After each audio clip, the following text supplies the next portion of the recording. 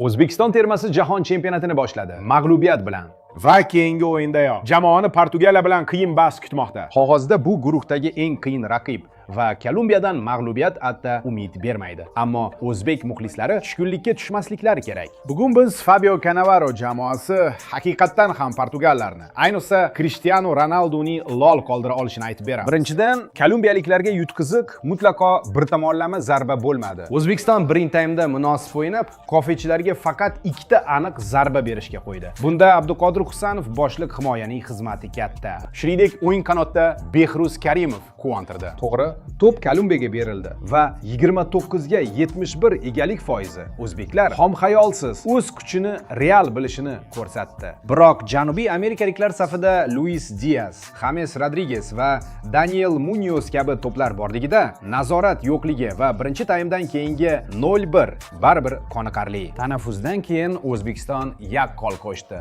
Ko'proq jasorat, to'pga intilish, ko'proq uzatmalar, zarbalar va XG o'sishi. 60-daqiqada barcha harakatlar Abbosbek Fayzullayevning tarixiy goliga aylandi. 22 yoshli yarim himoyachi O'zbekistonning JSH'lardagi ilk goli muallifiga aylandi. Tribunalarda haqiqiy bayram boshlandi. Ammo 5 daqiqa o'tmay asablar pand berdi. Eldor Shomurodov markazda to'pni yo'qotdi. Diaz esa kechirmadi. Sardorning bunday xatosi yoqimsiz bo'ldi. Baribir mundial bosimi bor. Ayniqsa hali shakllanayotgan va xatolardan o'rganayotgan tajribasiz jamoa uchun. 67-daqiqada Cannavaro O'zbekistonning yagona goli muallifi Fayzullayevni almashtirdi. Balki bu xatodir, chunki Abbosbek maydonda eng yaxshilardan biri edi. Ammo usiz ham o'zbeklar bosim qilib, oxirida deyarli hisobni tenglashtirishdi. 90-daqiqada Akmal Mirzoyev uzoq 9-likka gol urishiga sal qoldi. Xullas, odatdagidek juda oz yetmadi. Kolumbiyaliklarning hakam qo'shib bergan 99-daqiqadagi 3-goli esa jiddiy o'ylab ko'rishga sabab bo'ladi.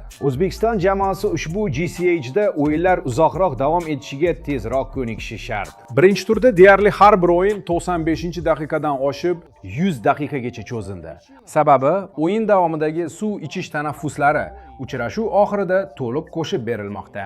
Demak, o'zbeklar oxirigacha diqqatni jamlashga va ruhan tayyor turishga majbur. Aks holda urilgan va o'tkazib yuborilgan to'plar nisbatiga ta'sir qiluvchi gollar o'tkaziladi. Har qanday holatda ham jamoa jiddiy raqiblar bilan raqobatlasha olishini ko'rsatib, ilk o'yinni juda ishonchli o'tkazdi. Endi esa oldinda yanada jiddiyroq sinov Portugaliya terma jamoasi kutmoqda. Bu raqibning kuchi yaqqol ko'rinib turibdi. Nuno Mendes boshchiligidagi tartibli himoya, Vitinha va Joao Neves juftligidan iborat ajoyib yarim himoya hamda Bruno Fernandes, Bernardo Silva va Cristiano Ronaldo kabi xavfli hujum chizig'i. Ammo ilk turdayoq Kongo terma jamoasi ushbu ustalarni to'xtatib, sensatsion 1.5 hisobini qayd etganini ko'rdik. Butun o'yin davomida portugallar o'yindan darvozaga atigi bitta aniq zarba berishdi va uchrashuvni 0.65 XG ko'rsatkichi bilan yakunlashdi. Saboverdening Ispaniya bilan 0-siz durangidan keyin bu guruh bosqichidagi ikkinchi yirik surpriz bo'ldi. Kongoning 5-3-2 sxemasidagi ajoyib himoyasi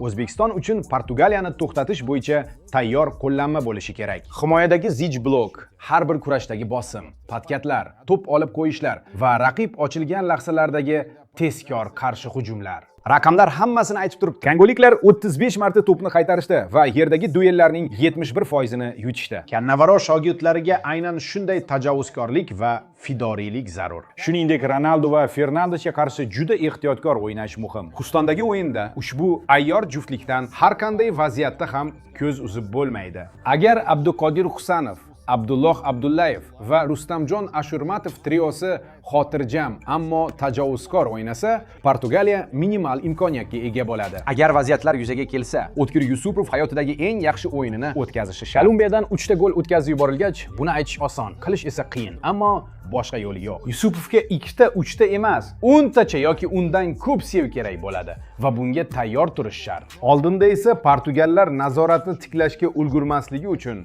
to'pni juda tez uzatish kerak. Bu yerda Portugaliyaning o'tish fazasidagi muammosidan foydalanish muhim. Vitinha va Neves ijodkorlikda daho. Ammo raqib yarim maydonida to'p yo'qotilsa, ularning pressingi unchalik ham zo'r emas. Kongo vertikal uzatmalar bilan Portugallar yarim himoyasini teshib tashladi va bu zaiflikni ochib berdi. Agar markazda Otabek Shukurov to'pni olib qo'yib, darhol 1-2 teginish bilan chuqurlikdan oldinga tashlasa, Portugaliya mudofaasi do'sh bera olmasligi mumkin. Shuningdek, ko'p narsa hujum yetakchilari Fayzullayev va Shomurodovga bog'liq bo'ladi. Abozbek Kolumbiyaga gol urib, o'z o'yinini topib oldi. Eldor esa qiyin to'plar uchun kurashishni biladi. Bundan tashqari, Oston O'runovning portlovchi driblingi yuqorida hujum qiladigan Cancelo va Mendes ortidagi zonalarni parchalab tashlashi mumkin. Eng muhimi, 90 daqiqa darvozaga yopishib olmaslik. Kongo Portugal yulduzlarini jarima maydonchasi ostonasidayoq kutib olib, noqulay vaziyatlardan zarba berishga majbur etdi. O'zbekistonga ham xuddi shunday yuqori tajovuzkorlik va sportcha surbetlik kerak. Bu Kolumbiya bilan sezilgandi, ammo hayajon va xatolar maksimal o'yin ko'rsatishga xalaqit berdi. Hozir hammasini tuzatishning ayni vaqti. Bo'z ustiga sof taktikadan tashqari har doim psixologiya bor. Hozir Portugaliya ichida haqiqiy yong'in yonmoqda va O'zbekiston bundan foydalanishi shart. Kulorlar ortida esa portugaliyaliklar ustozi Roberto Martinezning natijadan qat'i nazar jahon chempionatidan keyin ketishi muhokama qilinmoqda. Kongo bilan muvaffaqiyatsiz o'yindan keyin murabbiy va federatsiya o'rtasidagi taranglik cho'qqiga chiqdi. Futbolchilar robot emas. Ular ham mishmishlarni o'qiydi va kiyim almashtirish xonasida asabiylik sezilyapti. Ochig'ini aytganda, Martinez bo'y berilgan imkoniyatlar ramzidir. U o'zining oldingi ishida Belgiyaning buyuk oltin avlodini sovrinlarga yetaklay olmagan edi.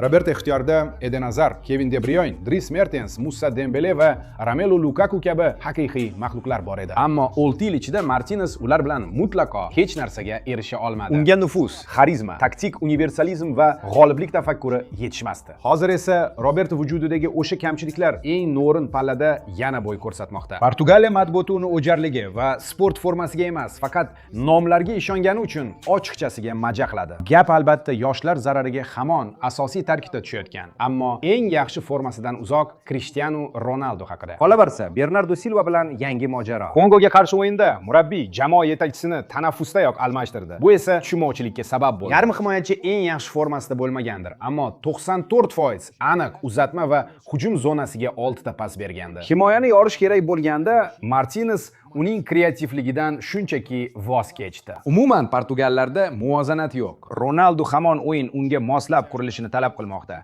Ammo faxriy vaziyatlarni ko'kka sovurarkan, jamoadoshlarining sabri tugayotgandek. Demak, hozir Portugaliya ruhiy tomondan zaif. Ular AQShga oltin uchun kelishgandi, biroq birinchi turdayoq tarsaki ishdi. Agar O'zbekiston o'yinni asabiy va og'ir yakunga torta olsa, portugallar vahimaga tushib xato qilishni boshlashi mumkin. Baribir favorit, baribir katta bosim ostida. Outsiderlarga qarshi ketma-ket ochko yo'qotish xavfi Ronaldo va uning jamoasi ruhiyatiga qattiq zarba beradi. Bu vaziyatda o'zbeklarning asosiy ko'ziri bor.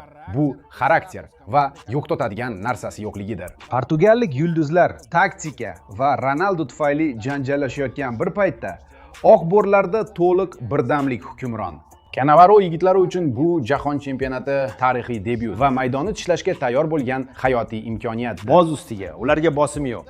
G'alaba o'xshamadimi? Muammo emas. Hech kim malomat qilmaydi. Oldinda kamida Kongo bilan o'yin bor. Unda 3-o'rin taqdiri va play-offning birinchi bosqich yo'llanmasi hal bo'ladi. O'zbekiston o'z futbolchilari eng yirik xalqaro turnirga ilk bor yo'l olganining o'zi bilanoq faxrlanmoqda. Shuning uchun Kolumbiyadan uchralgan mag'lubiyatdan keyin jamoada vahima yo'q. Aksincha, sportchi g'azab bor. Portugallar esa ularga qarshi suyakdan suyakka o'yin ko'rsatilishini yoqtirishmaydi. Husanov va sheriklari ilk daqiqalardanoq Ronaldoga bosim o'tkazsa, Portugaliyaning asabi do'sh bermaydi. Yevro 2024 da ularni hech kim ishonmagan Gruziya yutganini unutmang. Jahon chempionati saralashida esa ularni o'rtmiyona Irlandiya mag'lub etgandi. Seleção ham xato qiladi. O'zbekistonni esa mo'jizadan bor yo'g'i bitta ideal o'yin ajratib turibdi. 23-iyunni kutamiz. O'zbekistonga muxlislik qilamiz va dahshat o'yin tomosha qilamiz. Aytgancha do'stlar, agar futbolni sevsangiz va yanada ko'proq top kontent xohlasangiz, tavsiya etilgan videolarga albatta o'ting. Sizni o'sha yerda kutamiz. Yoqimli tomosha.